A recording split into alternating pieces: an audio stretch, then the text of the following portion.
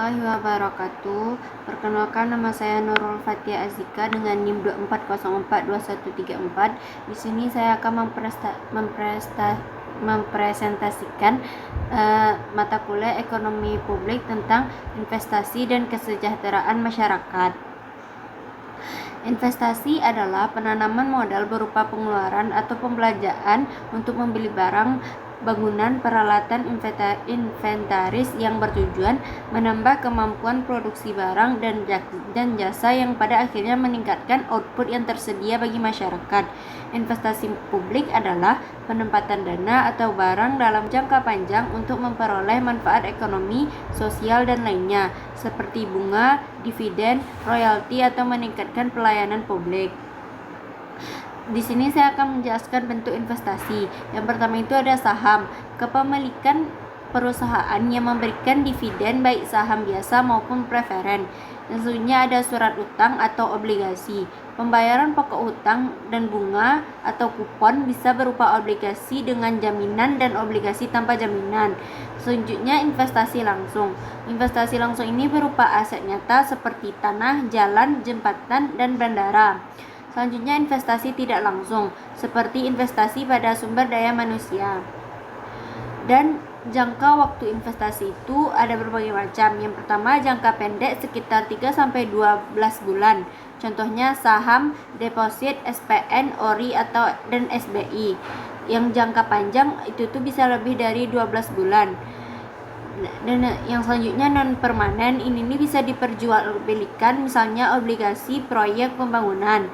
Yang terakhir jangka waktu permanen, ini yang berkelanjutan, misalnya penyertaan modal pada BUMN, BUMD, dan BUMS. Sektor investasi. Yang pertama itu ada pemerintah, mengatur undang-undang dan PP terkait investasi pemerintah. Yang kedua swasta nasional, PMDN diatur Undang-Undang Nomor 25 Tahun 2007. Yang ketiga investasi asing langsung, aset nyata untuk produksi seperti pabrik dan barang modal.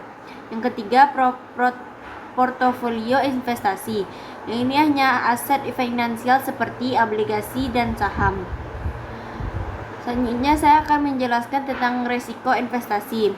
Yang pertama, ketidakpastian, kejadian yang tidak diinginkan, risiko yang dapat diasuransikan, insurable risk, dan risiko yang tidak dapat diasuransikan.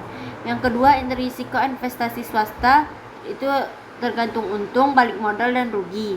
Yang ketiga, risiko investasi publik itu tidak memenuhi kebutuhan publik dan pemborosan keuangan negara. Dan ada 4 fase manajemen risiko. Yang pertama, identifikasi, analisis penilaian, reaksi pemantauan, serta pengendalian risiko. Dan hubungan investasi dengan kesejahteraan masyarakat adalah yang pertama, produksi barang dan jasa meningkat yang menyebabkan pertumbuhan ekonomi.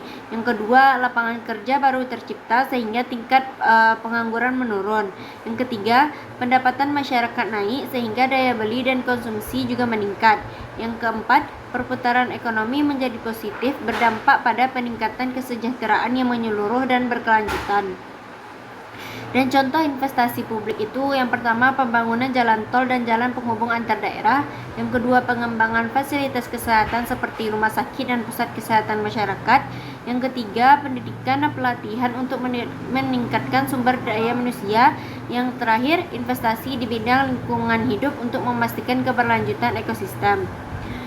Dan kesimpulan dari presentasi ini adalah investasi adalah salah satu aspek penting dalam ekonomi publik yang berfungsi sebagai instrumen untuk meningkatkan kesejahteraan masyarakat melalui pertumbuhan ekonomi, penciptaan lapangan kerja, dan peningkatan pendapatan.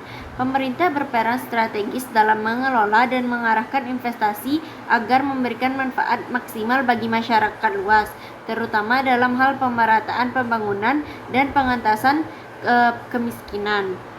Sekian presentasi dari saya, dan jika ada kata yang salah mohon dimaafkan. Assalamualaikum warahmatullahi wabarakatuh.